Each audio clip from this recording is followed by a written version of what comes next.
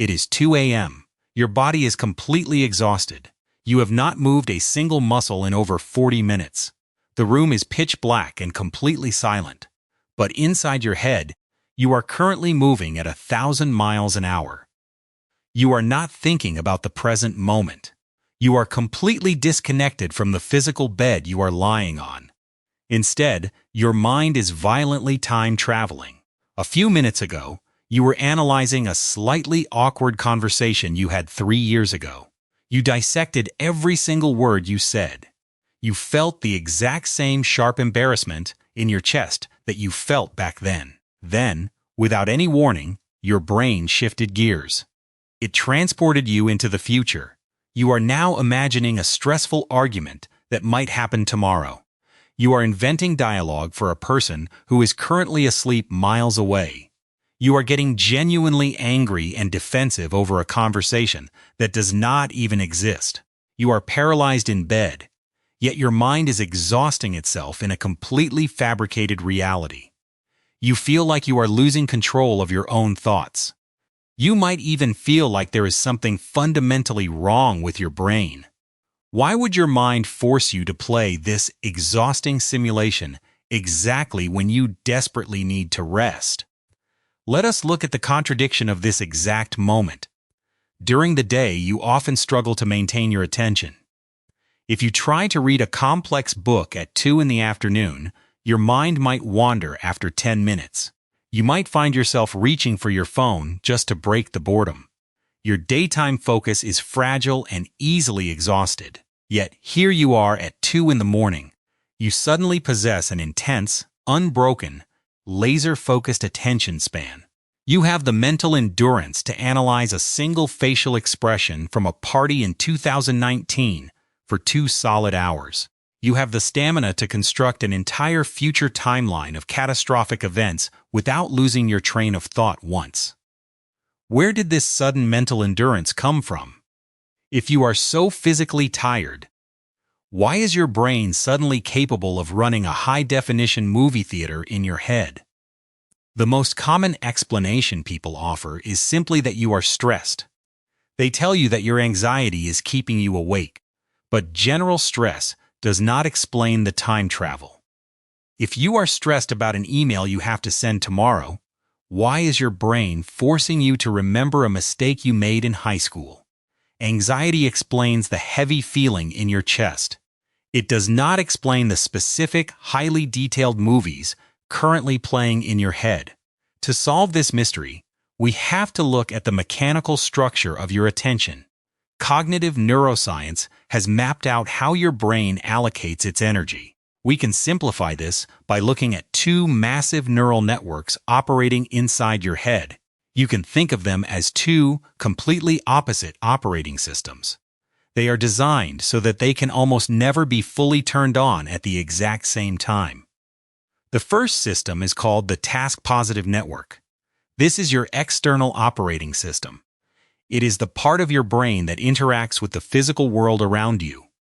When you are driving a car in heavy traffic, the task-positive network is in charge. When you are typing a work document, cooking a meal, or listening to a friend speak at a loud restaurant, this network is commanding your attention. It is completely rooted in the present moment. It relies entirely on physical sensory input. It needs things it can see, hear, touch, and logically solve right now. For your entire day, this active network has been the dominant force in your mind. But there is a second system. This is called the default mode network. This is your internal operating system. The default mode network does not care about the physical world. It does not care about traffic lights, or work emails, or what is for dinner. Its entire job is to process your internal reality.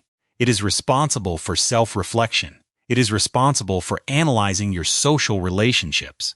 And most importantly, it is the exact mechanism responsible for mental time travel. When the default mode network is highly active, you can seamlessly construct a complex memory of the past or project a vivid simulation of the future. It is the grand storyteller of your brain. And true to its name, it is your brain default state. It is what your mind naturally wants to do whenever it is not forced to pay attention to the outside world. This brings us back to your dark bedroom. During the day, the bright lights, the loud noises, and your constant physical tasks keep the task-positive network firmly in control. Because these two systems operate like a seesaw. As long as the external network is active, the internal default mode network is forced to stay quiet. Your mental time travel is naturally suppressed because you have to focus on navigating the physical world. But then midnight arrives. You walk into your room and turn off the overhead lights. You lie down and stop moving your body.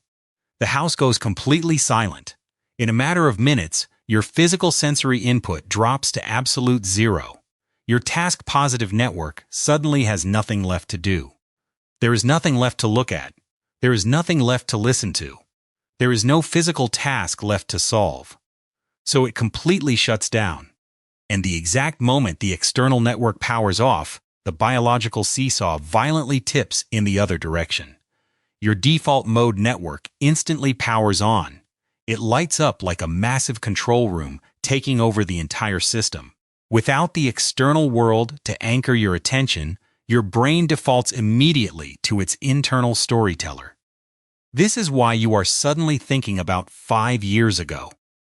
The exact neural network designed to simulate the past and the future is now running at maximum capacity. It has absolutely zero competition from the present moment. The silence of the room did not just make your thoughts feel louder. The physical silence physically switched your brain into simulation mode. You are not overthinking because you are fundamentally broken. You are overthinking because the task-positive network went completely offline, leaving the default mode network completely unsupervised in the dark. But why does the simulation always have to be so incredibly negative? Why does your default mode network not simulate a relaxing vacation on a warm beach? Why does it always choose to replay your deepest regrets and your worst future fears? This is where human evolution comes into play. Your brain is not designed to make you happy. Your brain is designed to keep you alive. The default mode network is essentially an ancient survival simulator. Thousands of years ago, human survival depended entirely on social belonging and anticipating physical danger.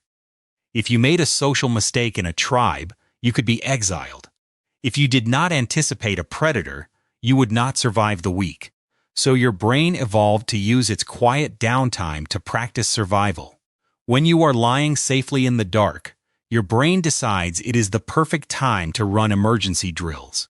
It drags up a social mistake from 3 years ago, so you can obsessively analyze it and ensure you never make that exact mistake again.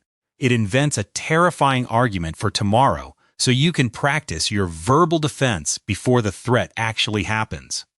Your brain genuinely believes it is doing you a massive favor. It is trying to protect you by solving problems in a safe internal simulation before you have to face them in reality.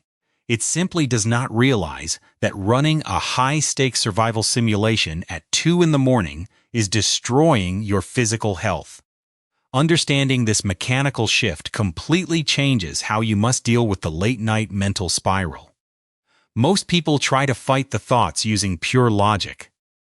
They try to argue with the simulation, but you cannot fight the default mode network with internal arguments. Arguing in your head is just another form of simulation. It just adds more fuel to the internal fire. To stop the time travel, you have to manually restart the other operating system. You have to force the task-positive network to turn back on. Because they operate on that strict seesaw mechanism, activating the external network will automatically suppress the internal one.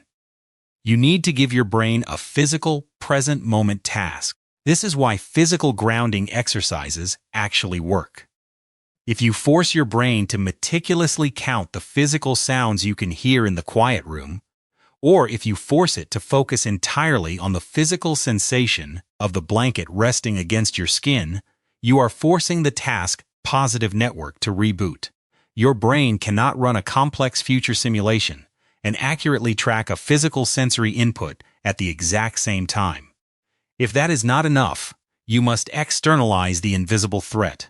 Turn on a dim light and write the problem down on a physical piece of paper.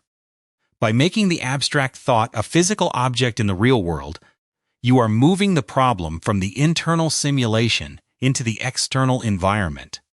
You are telling the default mode network that the emergency drill is over, and the problem has been securely recorded. You are not weak for losing control of your thoughts in the dark. Your mind is simply following a biological protocol that kept your ancient ancestors alive. It is just an ancient engine running incredibly loud in a very quiet room. The next time you find yourself trapped in a memory from years ago, remember that it is just a simulation.